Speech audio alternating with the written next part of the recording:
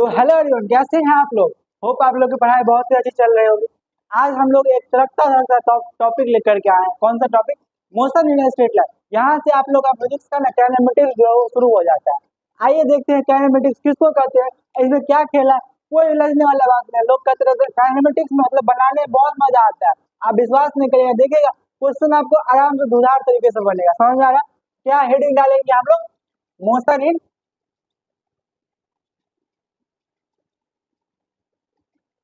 In straight line. दोस्तों, इसको समझने से पहले ना हम कुछ टर्म्स को समझ लेते हैं। इससे आपको आसानी होगी इसको समझने की। समझ में आ रहा है हम क्या बोल रहे हैं? कुछ टर्म्स को हम समझ लेते हैं, उसके बाद आपको आसानी होगी इसमें इसमें इसके कॉन्सेप्ट को समझने में। सबसे पहला टर्म क्या देखिए, क्या आता है? Frame of reference. क्या है? Frame of reference. Frame of reference किसको कहते हैं?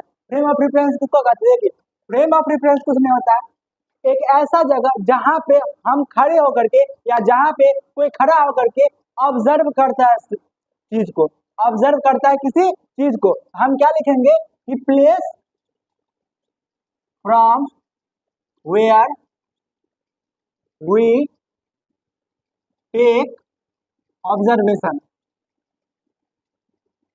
क्या बोला मैंने? कि एक ऐसा जगह जहां से हम लोग ऑब्जर्वेशन को लेते हैं। यह मतलब क्या कि एक, अब देखिए जैसे हम यहाँ पे खड़े हैं, अब यहाँ से खड़े होकर के हम किसी चीज को ऑब्जर्व कर रहे हैं। यहाँ पे खड़े होकर के हम किसी चीज को ऑब्जर्व कर रहे हैं, तो ये क्या हो गया हमारा? ये हो गया हमारा फ्रेम ऑफ रेफरेंस। क्यों? क्योंकि हम यहाँ से देख करके, मतलब क्या, किसी भी जगह से आप देख सकते हैं क्या कि प्लेस, ऐसा प्लेस जहाँ से हम किसी फ्रेम ऑफ रेफरेंस, किसी प्लेस से हम देखते हैं किसी चीज को। समझ में आ रहा है?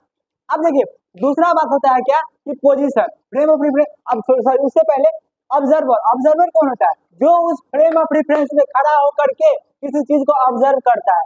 देखिए, यहाँ पे फ्रेम ऑफ रेफरेंस क्लियर है। अब ऑब्जर्वर क्या हुआ?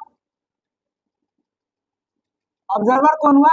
ऑब्जर्वर, जैसे हम यहाँ पे फ्रेम ऑफ रेफरेंस में खड़े थे, तो ऑब्जर्वर यहाँ पे हम हुए। ऑब्जर्वर को क्या बोलेंगे? कि जो ऑब्जर्व करता है, जो ऑब्जर्व करता है। किसको ऑब्जर्व करता है? किसी, मतलब किसी भी चीज को, जो हो रहा है, जो घटना। अब फिजिक्स में हम क्या पढ़ते हैं? जो हमारे आंख के सामने में हो रहा है तो फिजिक्स है। क्या बोले हम? कि जो हमारे आंख के सामने में हो रहा है वो फिजिक्स है। समझ में आ रहा है? आप क्या सामने में क्या हो रहा है? गाड़ी चल रहा है, फिजिक्स है। पंखा चल रहा है, फिजिक्स है। आप मोबाइल पे देख रहे हैं हमको स्क्रीन पे, वो क्या है? फिजिक्स है। समझ में आ रहा है? तो भाई ऑब्जर्वर क्लियर है, फ्रेम ऑफ रेफरेंस क्लियर है अच्छे से, no any doubt. Frame of reference, observer. अब होता है पोजीशन। क्या होता है? पोजीशन। हम कहीं कहीं पर लिख रहे हैं, आप अपना नोट्स जो बनाइएगा तो उसमें आप एक जगह सिस्टमैटिक तरीके से नीचे नीचे करके लिखिएगा। पोजीशन क्या होता है? कि एक ऐसा लोकेशन जहां से हम फ्रेम ऑफ रेफरेंस में देखते हैं। एक ऐसा लोकेशन जहां से विथ, मतलब कि किसके रिस्पेक्ट में? फ्रेम ऑफ रेफरेंस के रिस्पेक्ट में। तो यहाँ पे इसको क्या लिख लेंगे आप कि लोकेशन ऑफ एनी ऑब्जेक्ट, कोई सा भी ऑब्जेक्ट हो, कहां से? WRT, with respect to. WRT का मतलब with respect to. With respect to कहां से? फ्रेम ऑफ रेफरेंस से। हम क्या बोले कि पोजीशन क्या होगा? पोजीशन वो होगा जो लोकेशन, कहां पे लोकेशन, कहां से लोकेशन? विथ रिस्पेक्ट टू, किसका लोकेशन? ऑब्जेक्ट का लोकेशन। और कहां से वो कहां से, मतलब क्या, किसके रिस्पेक्ट में? फ्रेम ऑफ रेफरेंस के रिस्पेक्ट में। समझ में आ रहा है अच्छे से? हो गया धुआं धुआं। अब देखिए, पोजीशन ना किसी चीज, किसी भी ऑब्जेक्ट का हम कैसे डिफाइन करते हैं? जैसे ये कोई एक ग्राफ है। समझ में आ रहा है? यहाँ पे कोई ऑब्जेक्ट था। समझ में आ रहा है? देखिए अच्छे से, यहाँ पे कोई ऑब्जेक्ट था, ये ऐसे करके चलना चालू किया। ये इधर, ये मतलब एक्स एक्सिस पे टाइम है, और ये जो है इधर आप समझिए पोजीशन का है, पोजीशन और टाइम का ग्राफ है। अब देखिए, जैसे जैसे टाइम बीत रहा है, इसका पोजीशन कांस्टेंट है। क्या बोले हैं? कि जैसे जैसे टाइम इधर बीत रहा है, इसका पोजीशन देखिए यहाँ का यही, मतलब यहाँ पे था तो वहां वही का वही है। आप सोचिएगा ग्राफ नहीं, वो नहीं, जहाँ पे था वो ऐसे इधर चल रहा है। मतलब क्या, टाइम बीत रहा है लेकिन उसका पोजीशन नहीं चेंज हो रहा, तो वो क्या हो जाता है? रेस। क्या हो जाता है? रेस। मतलब क्या, टाइम चेंज हो रहा है, टाइम इंक्रीज कर रहा है लेकिन पोजीशन वही का वही है। टाइम इंक्रीज कर रहा है लेकिन पोजीशन वही का वही है। अब दूसरा आता है इसी में इसको मिटा करके अब कोई पार्टिकल यहाँ पे था, कोई पार्टिकल यहाँ पे था, अब ये ऐसे चल रहा है। अब आप देख सकते हैं कि टाइम यहाँ पे अगर कुछ आया तो टाइम जितना अगर यहाँ पे 1 सेकेंड भी आया तो देखिए यहाँ पे मतलब क्या 1 सेकेंड पे यहाँ पे 2 सेकेंड पे फिर यहाँ पे आ जाएगा, 3 सेकेंड पे फिर यहाँ पे आ जाएगा, 4 सेकेंड पे फिर यहाँ पे, मतलब क्या जैसे जैसे टाइम बीत रहा है वैसे वैसे इसका पोजीशन चेंज हो रहा है। इसको क्या बोलेंगे? मोशन में। क्या बोलेंगे? मोशन में। समझ में आ रहा है? तो रेस्ट और मोशन का कॉन्सेप्ट समझ में आया अच्छे से, एनी डाउट एनी कस नहीं होगा। अब देखिए रेस्ट और मोशन क्लियर है, ऑब्जर्वर क्लियर है, पोजीशन क्लियर है, फ्रेम ऑफ रेफरेंस क्लियर है, एकदम क्रिस्टल क्लियर। अब देखिए एक बात बताते हैं आपको कि एक जैसे कोई ग्राफ बना है, इसका एक कोई पॉइंट है यहाँ पे, एक कोई पार्टिकल था जो ए से चलना चालू किया और बी तक गया। कहाँ तक गया? ए से चलना चालू किया और बी तक गया यहाँ से। अब इसका हम पोजीशन से ग्राफ मतलब पॉइंट देखेंगे तो क्या होगा यहाँ, और दूसरा पोजीशन से देखेंगे तो यहाँ होगा। इसको हम मतलब आर इनिशियल बोल दे क्योंकि इनिशियली वो वहां था, और इसको हम आर फाइनल बोल दे, इसको आर फाइनल बोल दे। तो आगे जाके हम आपको जस्ट अभी बताएंगे कि डिस्प्लेसमेंट और डिस्टेंस क्या होता है। इसका डिस्प्लेसमेंट क्या होगा? डिस्प्लेसमेंट मतलब सबसे वो छोटा पाथ, सबसे छोटा पाथ आपको यही लग रहा है, इसको एस से रिप्रेजेंट कर दे, एस से रिप्रेजेंट कर दे। अब देखिए यही है क्या, यहाँ से लेकर के यहाँ तक गया, इसको हम देखिए कैसे लिखते हैं। आपको जब वेक्टर बताए थे तो हम आपको बताए थे क्या कि इसको आप लिख सकते हैं ऐसे ट्रायंगल लॉ से कि अगर ये कोई वेक्टर है और ये कोई वेक्टर है और ये इसका रिजल्टेंट है तो इसको कैसे लिखते थे? आर इनिशियल प्लस में ये वाला डिस्टेंस और is equal to R final. यहाँ से हम अगर डिस्प्लेसमेंट निकालेंगे तो क्या आ जाएगा हमको? R final minus R initial. तो आपको वही पता होगा कि डिस्टेंस और डिस्प्लेसमेंट कैसे निकालते हैं, जहां से फाइनल पहुंचा और जहां तक था उसको मतलब माइनस कर देंगे, ऐसे ही डिस्टेंस निकलता। तो वो कहाँ से आया था? इसी कॉन्सेप्ट से। समझ में आ रहा अच्छे से? कोई दिक्कत, कोई दुख, कोई कष्ट, कोई पीड़ा? अब देखिए रेस्ट और मोशन को हम आपको देखिए रेस्ट और मोशन एक टर्म लिखिए, एक लाइन लिखिए, क्या इतना लिख लिए, मिटा देते हैं इसको। आप पॉज करके खुद लिख सकते हैं आराम से, मैं हट जाता हूँ। लिख लिए? चलिए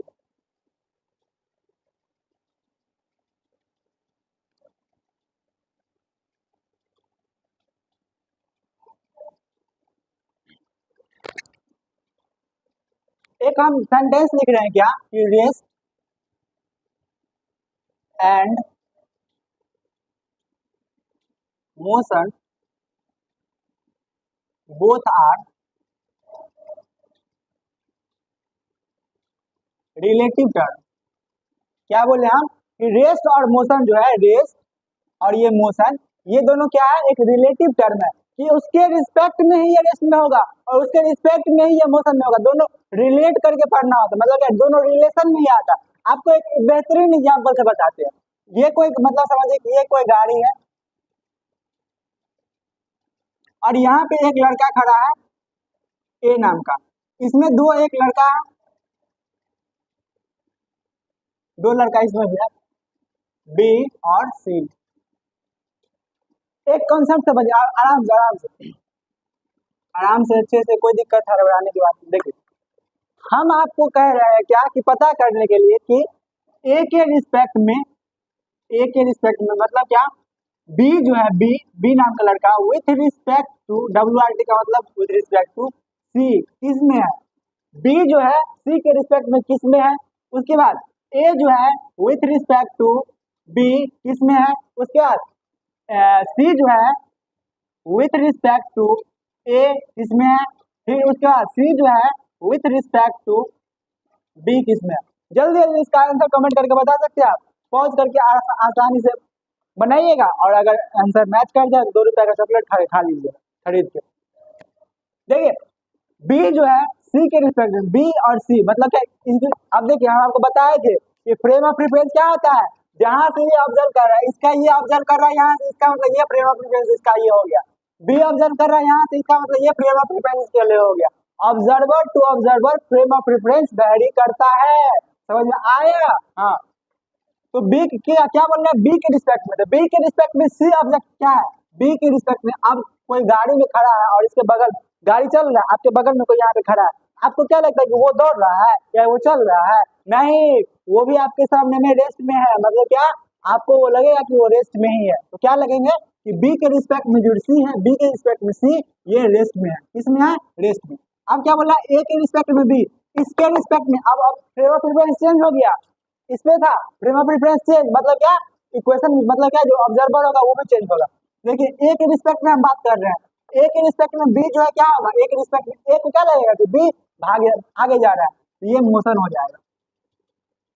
समझ आ रहा है? उसके बाद क्या, सी, सी के रिस्पेक्ट में ए, सी के रिस्पेक्ट में ए। अब आप गाड़ी में खड़े हैं, कोई बाहर आदमी खड़ा है, तो आपको क्या लगता रहता है कि वो भी मोशन मतलब चल रहा है? वो चल नहीं रहा होता है, लेकिन आपको ऐसा लगता है क्योंकि आपका जो फ्रेम ऑफ रेफरेंस है वो चल रहा होता है।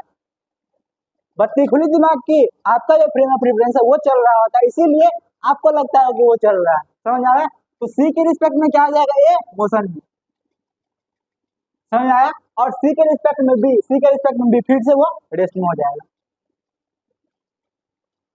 हम इतना बात से क्लियर है आपकी? नहीं है अच्छे से। एक और बात हम आपको लिखते हैं क्या, कि नथिंग इज इन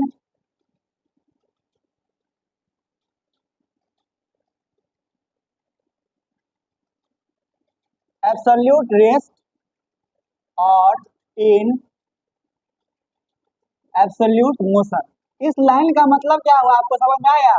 कि दुनिया में ऐसा कोई सा भी चीज नहीं है जो पूरा का पूरा रेस्ट में हो, या दुनिया में ऐसा कोई सा भी चीज नहीं है जो पूरा का पूरा मोशन में हो। ऐसा हम क्यों बोल रहे हैं? ऐसा इसलिए बोल रहे हैं, क्यों? क्योंकि आपके नजरिया से या आपके रिस्पेक्ट में जो मोशन में है वो किसी और के रिस्पेक्ट में रेस्ट में होगा। देखिए यहाँ पे वही बात हो रहा था, इसके रिस्पेक्ट में बी जो है वो मोशन में था, इसके रिस्पेक्ट में बी मोशन में था, लेकिन सी के रिस्पेक्ट में ये रेस्ट में था। समझ आया? अब देखिए ऐसा ही नहीं, आप धरती पे आराम से सोच सकते हैं। आप धरती पे है ना, धरती पे सब कुछ देख रहे हैं।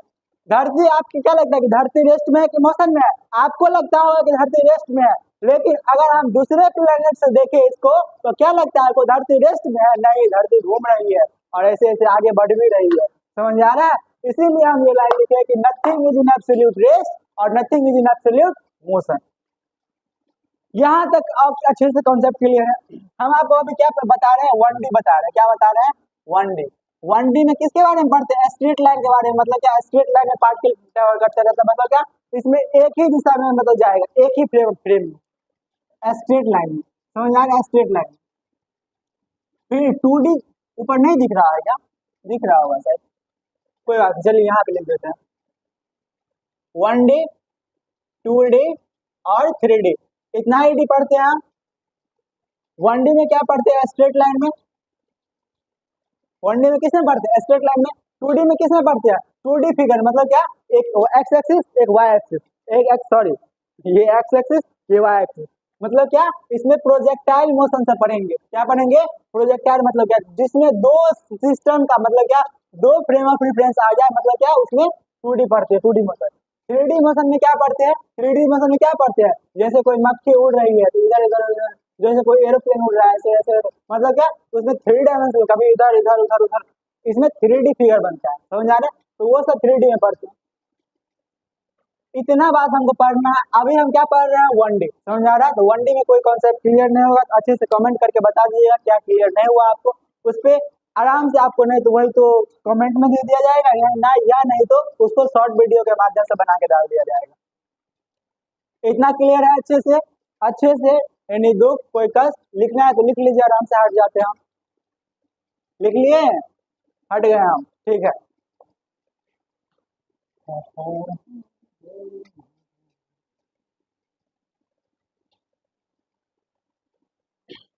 अब एक नया हेडिंग डालिए, क्या? Distance and displacement. इसको हम कंपेयर करके ही पढ़ा देते हैं। डिस्टेंस एंड डिस्प्लेसमेंट, समझ आ रहा है क्या बोले? Distance and displacement.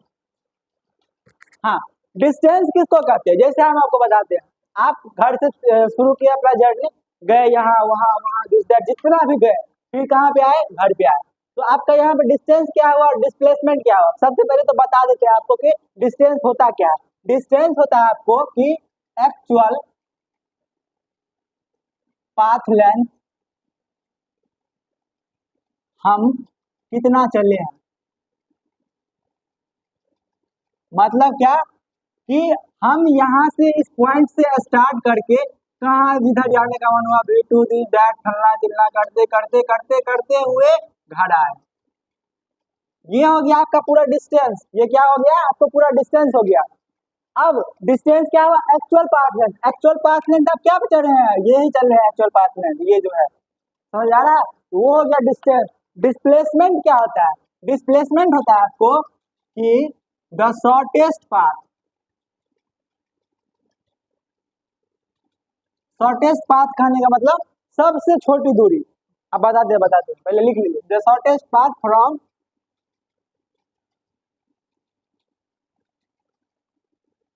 Initial to final, वो सबसे छोटी दूरी, वो सबसे छोटी दूरी कैसे निकालेंगे, देखिए यहाँ पे आप शुरू किए थे चलना ए से और बी पे आप गए ऐसे ऐसे ऐसे ऐसे ऐसे ऐसे गए। अब आपका डिस्टेंस ये हो गया, ऐसे ऐसे करके जो गए। अब शॉर्टेस्ट पाथ इसका क्या होगा, ये स्ट्रेट लाइन,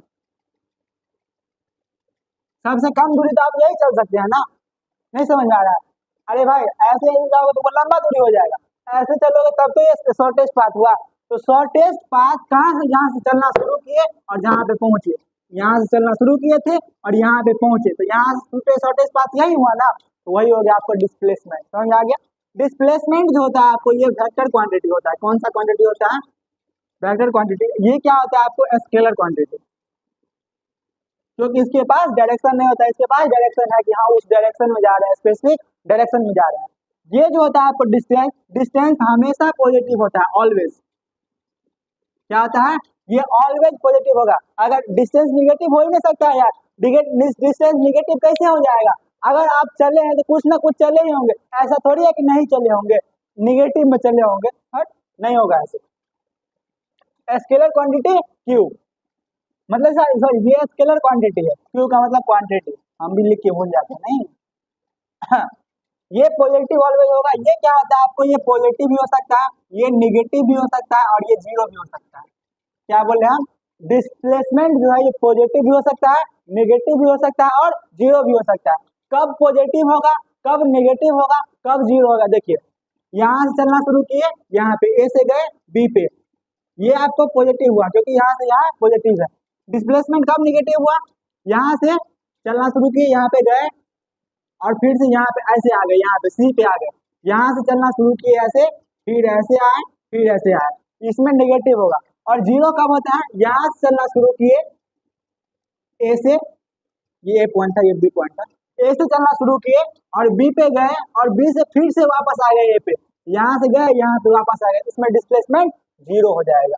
समझ आ रहा है। इसीलिए हम बोले कि ये पॉजिटिव नेगेटिव जीरो हो सकता है, ये वेक्टर क्वांटिटी है, ये स्केलर क्वांटिटी है, ये पॉजिटिव होगा हमेशा, डिस्टेंस पॉजिटिव होगा, डिस्प्लेसमेंट नेगेटिव पॉजिटिव जीरो भी हो सकता है। अब एक बात बताते हैं आपको, क्या कि डिस्प्लेसमेंट जो है ना, ये डिस्प्लेसमेंट लेस देन या इक्वल टू डिस्टेंस होता है। मतलब क्या, डिस्टेंस या तो होगा तो डिस्प्लेसमेंट जो है वो डिस्टेंस से हमेशा छोटा ही होगा, या ऐसा हो सकता है कि उसके बराबर हो। बराबर कब हो जाएगा, जैसे यहाँ शुरू किए और यहाँ चले गए, इस केस में आपको देखिए डिस्टेंस भी यही हो गया और डिस्प्लेसमेंट भी यही होगा। डिस्प्लेसमेंट मतलब अब डिस्प्लेसमेंट कब डिस्टेंस के बराबर होगा, अगर कोई पूछेगा तो क्या बोलिएगा आप, बोलिएगा डिस्प्लेसमेंट डिस्टेंस के तब बराबर होता है जब कोई पार्टिकल स्ट्रेट लाइन में चलता है बिना डायरेक्शन चेंज किए हुए। बताओ फील आया कि नहीं आया, क्या बोले हम, अगर कोई पूछे आपसे कि डिस्टेंस और डिस्प्लेसमेंट कब बराबर होता है तो क्या बोलेंगे आप ये बोलिएगा कि डिस्टेंस और डिस्प्लेसमेंट तभी बराबर होगा जब कोई पार्टिकल स्ट्रेट लाइन में चल रहा है और उसका बिना पाथ का डेविएशन के, मतलब क्या अपना डायरेक्शन को चेंज किए बिना हुआ। नहीं समझ में आया, डिस्टेंस और डिस्प्लेसमेंट तभी बराबर होगा स्ट्रेट लाइन में होगा, और स्ट्रेट लाइन में भी कब, जब वो स्ट्रेट लाइन में चल रहा हो और बिना डायरेक्शन चेंज किए हुए। अभी देखिए यहाँ पे डायरेक्शन चेंज कर लेगा, अब यहाँ से यहाँ गया, यहाँ से यहाँ, यहीं तक आ गया तो डिस्प्लेसमेंट ये हो जाएगा ना कि ये, डिस्प्लेसमेंट ये होगा ना कि ये। बताओ फील आया कि नहीं आया, अच्छे से कॉन्सेप्ट क्लियर, लगता सवाल दिया जाए आपको। सॉरी नहीं लिखे थे क्या, so I am sorry sorry sorry. Scalar था ये हमेशा पॉजिटिव था ऑलवेज। ले लीजिए, स्क्रीनशॉट ले लीजिए, नहीं तो लिख लीजिए, पॉज करके लिख लिए होंगे।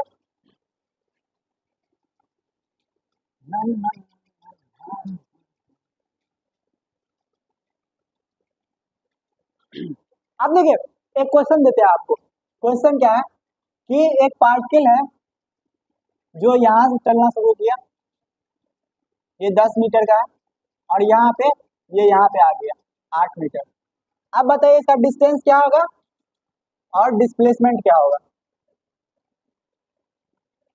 बिल्कुल बेसिक से लेवल उठाएंगे, ऐसा नहीं थोड़ी केवल पहाड़ ढाने बोलने में थोड़ी होगा, सब दशरथ माजी बन के थोड़ी आता है। पॉज करके वीडियो को अपने से ट्राई कीजिएगा। पहले मैं बना लिया हूँ, देखिए कैसे।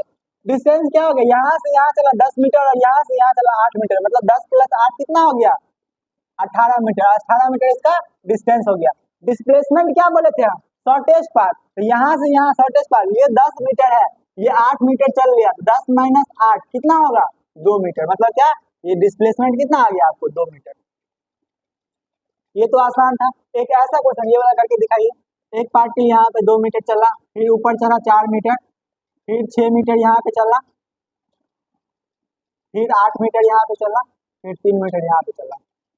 बताइए, पॉज करके आराम से ट्राई कीजिए। बना लिया। ऐसे क्वेश्चन को करने के लिए क्या करते हैं हम लोग कि ये जो जितना इफेक्टिवली उधर चल रहा है, जितना इफेक्टिवली उधर चल रहा है, पहले उसको एक साइड में आराम से लिख लीजिए। इतना इधर इधर कितना चला है 2 मीटर, फिर से 4 मीटर, फिर से 3 मीटर, और ऊपर 4 मीटर, फिर से 8 मीटर चला। अब इसको को जोड़िए, कितना है 4 2 6 3 9, इधर चला 9 मीटर, ऊपर कितना 8 4 12 12। अब ये 9 है, ये 12 है, ये right angle triangle Pythagoras theorem लग जाएगा। क्या आ जाएगा, √9² + 12 का स्क्वायर, जो होगा आपको अपना आंसर कमेंट करके लिख लीजिएगा। ठीक, एक और क्वेश्चन देते हैं आपको।